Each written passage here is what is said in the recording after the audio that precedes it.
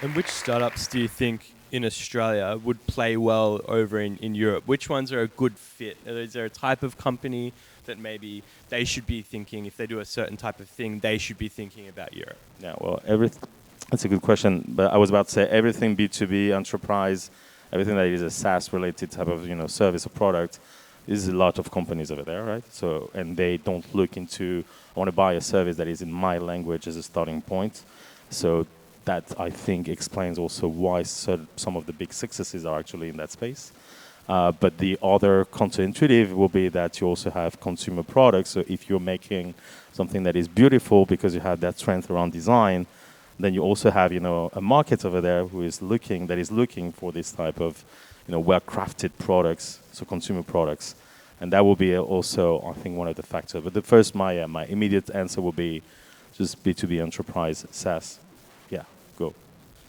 And startups like money and capital, how's that going right now? I know Australia, people talk about maybe the capital's not quite there yet in terms of more that sort of later stage funding rounds. Is the money there in Europe? So it's interesting because like a few years ago, even like I'm based in Paris, and that's not like the place where you see originally as the startup place. But for many years, there was a lot of capital over there. It was like there more capital than actually projects. And it's still a thing that they will tell you, like a lot of VCs will be like, oh, we have money to deploy, what we're missing are good projects. And then you're on the other side of the table working with founders and they're having a hard time to get, funding, right? So I guess that still, there is like two gaps that are being, solved constantly in Europe. That might be, something to look into from this for the local market. Is at the very early stage, what type of models do you have to support founders, and without, being too aggressive with them? So typically, what you've seen in Europe in a lot of markets is that business angels would be asking too much from the founders, like too much equity, meaning that from the very beginning when you launch your project, the first few tens thousands that you're getting, because you're getting them from private like individuals, and you're giving away too much equity, then basically when you're going to get to the next funding round, as a founder you're less excited or incentivized in the success of a company because you own less, and that had been very bad for in a lot of countries over there in Europe. And now it's changing. And the other point will be at this sort of later stage, as you were mentioning.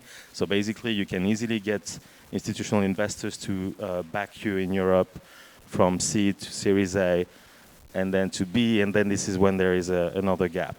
So after B, this is when a lot of people will be like saying, okay, well, maybe we should get the next round outside, right? So here there are different ways to solve it. I was mentioning earlier the impact of the European Commission. They're pulling in right now like 100 billion in R&D, especially for projects that are linked to sort of deep tech and science-based innovation. So there's a lot of money that is still available. There was a recent, I mean it's not recent, but there is a figure that I think is very interesting and could be applied to the local market here as well. Is that if only you get only like 3% of private equity, from the pension funds in particular, to be invested in venture capital, then you solve the need of funding of everything. Like just a 3%, like instead of maybe putting all their eggs in traditional investments, right? So you could deploy that money and solve everything. And that leads me to my next question, which is policy and politics. I want to ask about two things, and other things might be relevant too. Brexit, GDPR, those things in particular, have they affected Europe as broadly as a startup destination? And if there are any other things at play too that might have affected it? So Brexit, if you're an Australian company, I would imagine that you look at the UK as the place to go to in Europe. Maybe I shouldn't say that because I'm based in Paris and people want the Brexiters to come to Paris. That's what's happening. But the reality is that the UK, in particular London, is investing massively to keep the flow of startup founders and talent to come over. So basically, you could get access to. I'm not like maybe I'm making it a bit too exciting and sexy, but it's early, so let's do it. You're gonna get free office space. You're gonna get money. You're gonna get a tax cut. You're gonna get all of those things because they want you to come over to London right now. So yes, it's a very good time for any company in Australia to go over there, no doubt about it. Obviously, there's a huge uncertainty, still now around what's going to be the consequence for sort of trade and how people were moving around so naturally and easily over the past decades. But I can tell you that on the startup side of thing, more investment than ever over there. More companies, like still a movement of companies to London, and at the same time there are also companies leaving the country, obviously. Around GDPR, so that's a very interesting question. I think it was good that that happened, basically, because it gives to a lot of practice, a framework around, what are you supposed to be doing with the data of your users. And that's something, as a user myself, as a consumer, that I'm happy that it's happening. The main challenge I will see here, and it's something that is basically I think, very present around innovation regulation in Europe. That might be, also something, a question that could, give an interesting benchmark to the Australian, regulators. Is that basically when you put in place a framework like GDPR, the big players are the ones that are, capable of adapting their business model better than the smaller ones. So basically, what you're doing by creating a regulation that has the user in mind, it's made for all of us to be, safer and receive, less, unsolicited spam and so all of that. Well, basically, if I'm a small business, I'm going to have a hard time to cope with everything that I'm supposed to be, now doing. I need to have a data, officer in my company, all those things, right? Versus the bigger guns, going to be very simple for them to just adjust, right? And that is the problem with a lot of the regulation.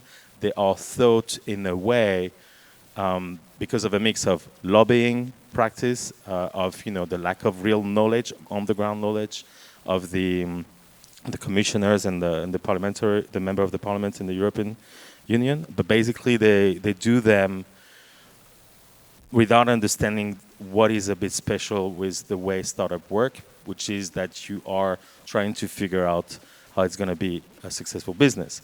So if in that time frame, you need to have a certain, flexibility in terms of how you apply the law to yourself. I'm not saying that you have to be, having illegal practice as approved, for startup founders, but a sandbox environment is obviously a better one. And what are I know you've only been here a short time, impressions of the Australian startup ecosystem? You did mention some of our success stories, our Atlassians, Canvas. How do we compare globally from what you've seen? What's interesting is that maybe, people don't know that those companies come from Australia unless they dig into it. So that's, I guess, something good. I don't know if there is, a meaning to have this sort of national pride around, startups and innovation. In France, there is this French tech thing that I'm personally not so proud of. Like, I'm not going out there with the roster being like, yeah, French tech forever. But I'm very proud of the success of the French companies out there. Like, I don't know, like there's a one that just made a Series C recently called Front. Front is like an email, like collaborative email. And the founders are French, and they went to the US, okay, very early on to build their SaaS. And you don't really know that they're French, right? They just know that it's a great product and a great company. So I would say that something that strikes me is that from the outside, a lot of the successful companies from Australia that we know, we might not know that they're from here. The second thing I would say is very early. So from the conversation I was having with founders, companies exhibiting here, some accelerators that I met, I would say that there is, how would I say it? Was curious. It's like I would see very diverse level of maturity. So like some very early stage companies that are just at the ID stage and that will be already sort of looking for some investments. And I was like, I'm trying to understand, but tell me exactly where are you now? Like, where is the product? Is there anything I can see? And then you would see other companies that are a lot more mature and already, achieve certain milestones that will be very hard to for most of the founders. So the sort of immediate feeling would be that there are. It's like the ecosystem is growing stronger. That's what I heard from a lot of people. But at the same time, you still see that in the same room you can have someone who's just at the ID stage and someone who already has like 10 employees, and they will see themselves as the same thing as startups. So I don't know. That was this is the first mixed feelings about what I've seen. But great talent, like apparently like from a university and education point of view, you're very well prepared as well.